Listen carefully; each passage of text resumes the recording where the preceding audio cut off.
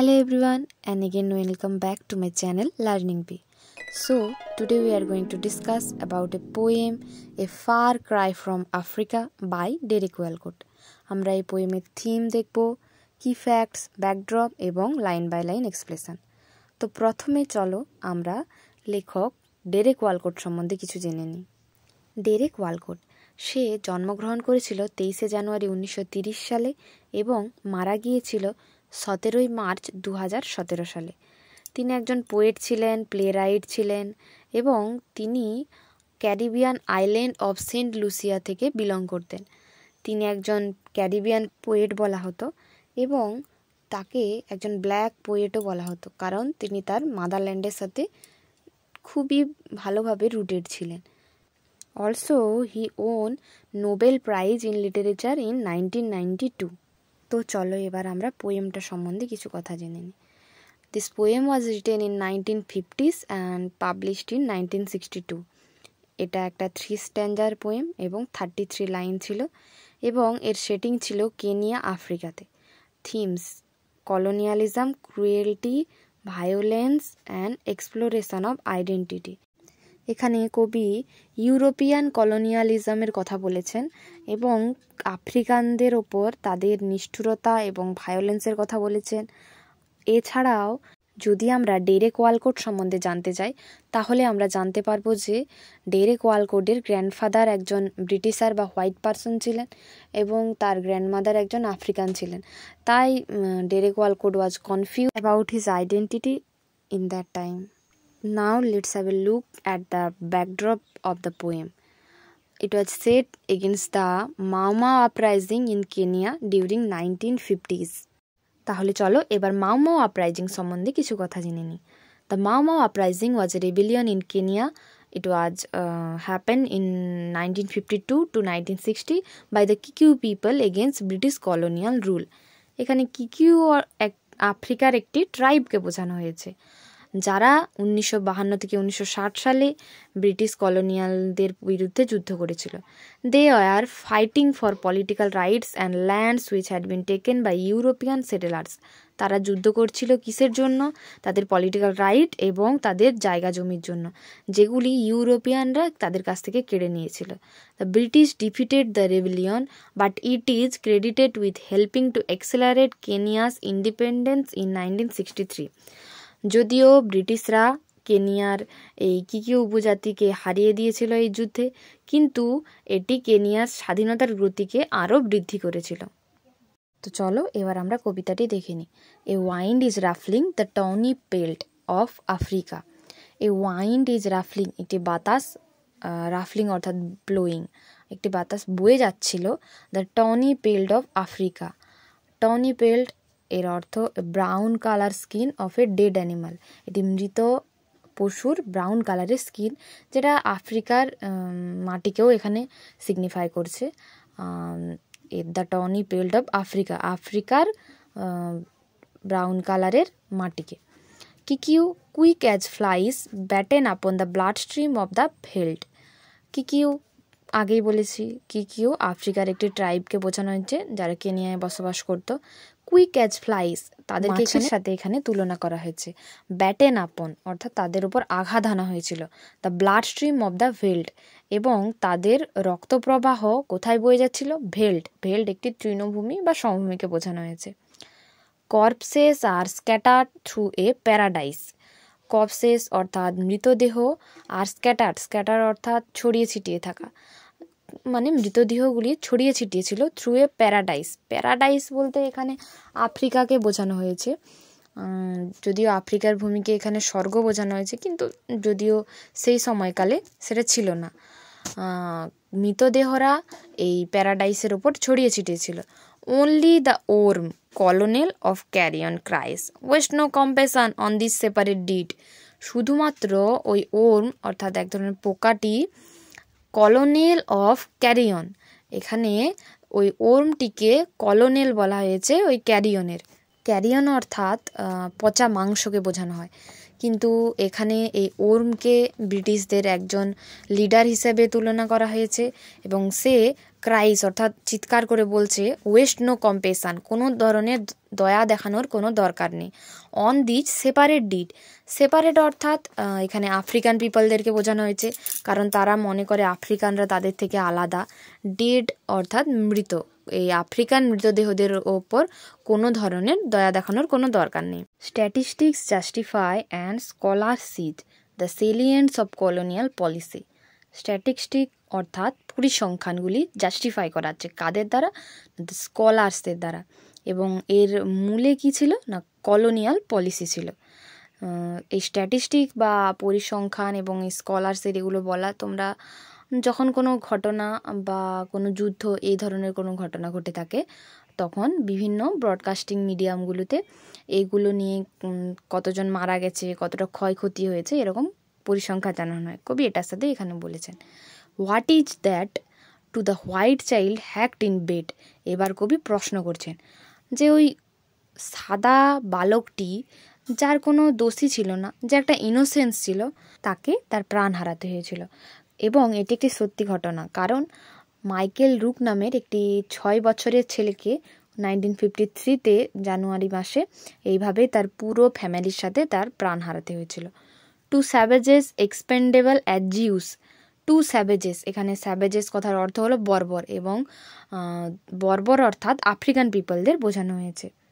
Expandable as Zeus অর্থাৎ এখানে যেভাবে হিটলার তার সময়ে নাজি কনসেন্ট্রেশন ক্যাম্পে জিউসদের সেখানে আটক করে এবং তাদের ওপর নির্মম অত্যাচার চালায় এবং শেষ পর্যন্ত তাদের মেরে ফেলে, এখানে এটাই আফ্রিকানদের সাথে তুলনা করা হয়েছে কিভাবে ইউরোপিয়ান কলোনিয়ালরা তাদের মেরে ফেলেছিল।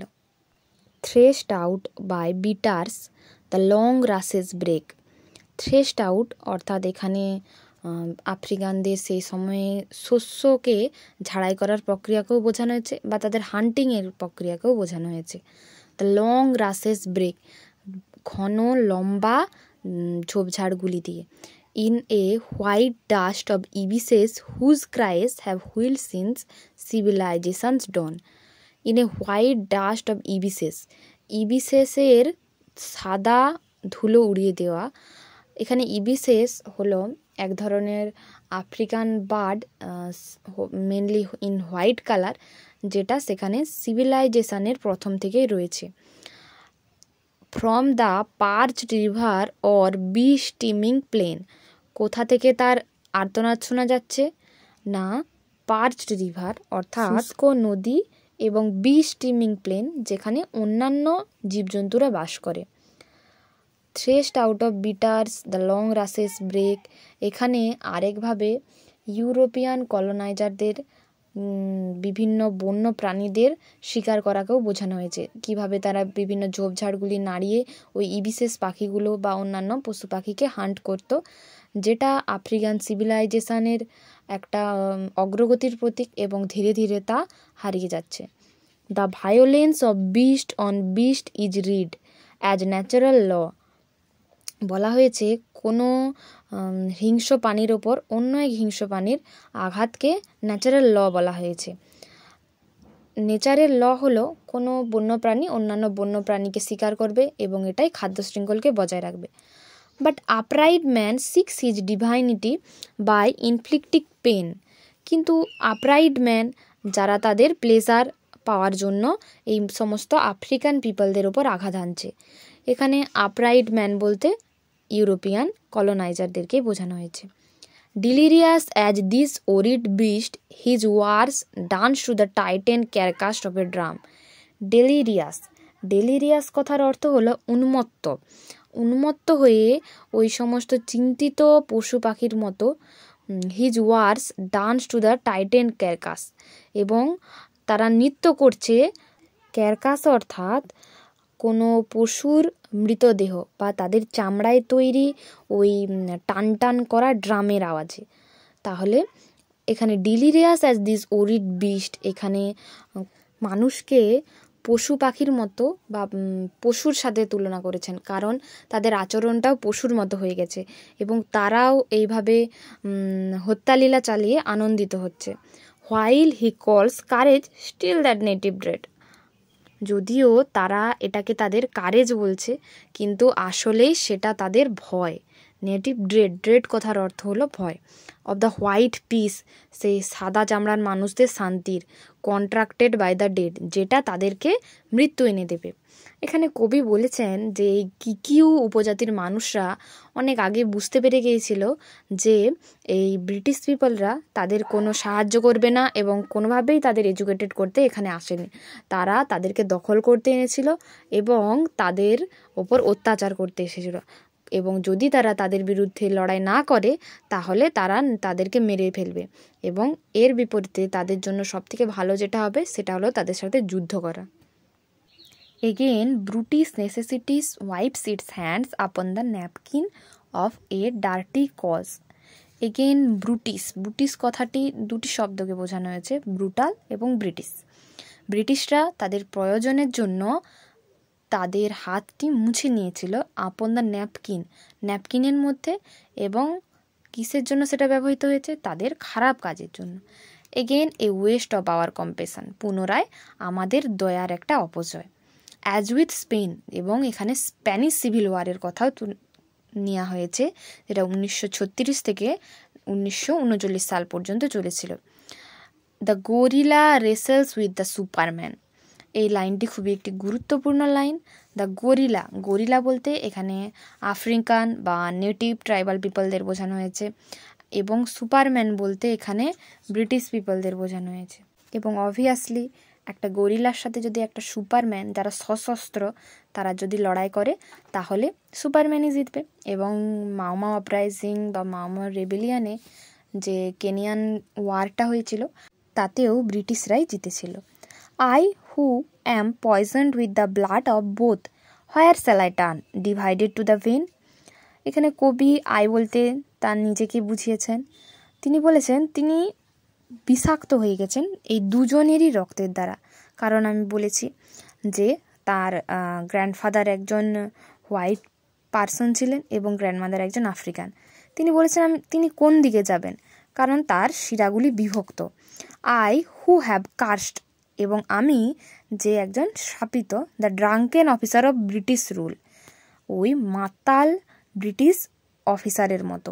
How choose between this Africa and the English tongue I love, কীভাবে আমি বেছে নেব আফ্রিকা এবং এই ইংলিশ ভাষাটিকে যেটাকে তিনি ভালোবাসেন। কবি বলেছেন যে এই ইংলিশ ভাষাটি তার একটি পছন্দের বা ভালোবাসার ভাষা, যেটার দ্বারা তিনি লিখতে পছন্দ করেন, এবং আফ্রিকা তার নেটিভ, এবং তাই আফ্রিকাকেও তিনি ভালোবাসেন। Betray them both or give back what they give, তিনি কি এই আফ্রিকা এবং তার এই ইংলিশ ল্যাঙ্গুয়েজকে এই দুজনের সাথে বিশ্বাসঘাতকতা করবেন, না দুজনকেই তারা যা দিয়েছে তা ফিরিয়ে দেবেন? How can I face such slaughter and B কুল, কীভাবে তিনি এই স্লটার কথার অর্থ হলো হত্যাকাণ্ড বা হত্যালীলা, কীভাবে তিনি এই হত্যালীলাকে দেখবেন এবং শান্ত থাকবেন? How can I turn from Africa and live, কীভাবে তিনি আফ্রিকা থেকে তার মুখ ঘুরিয়ে নেবেন এবং বেঁচে থাকবেন? কবি এখানে তার আইডেন্টিটি ক্রাইসিস নিয়ে ভুগছেন এবং তিনি ঠিক করতে পারছেন না তিনি কার সাথে থাকবে, এবং তিনি দুপক্ষের নিয়েই বলেছেন, তিনি কোনো এক পক্ষকেও বেছে নেননি। তিনি যেভাবে হোয়াইট পিপলদের আফ্রিকানদের ওপর অত্যাচারকেও তুলে ধরেছেন, সেভাবে তিনি আফ্রিকানদেরও হোয়াইট পিপলের ওই ইনোসেন্ট শিশুদের ওপর অত্যাচারকেও তুলে ধরেছেন। So thanks for watching the video till end, and if you have any problem about this poem, you can tell me it in my comment section. Don't forget to subscribe and like the video.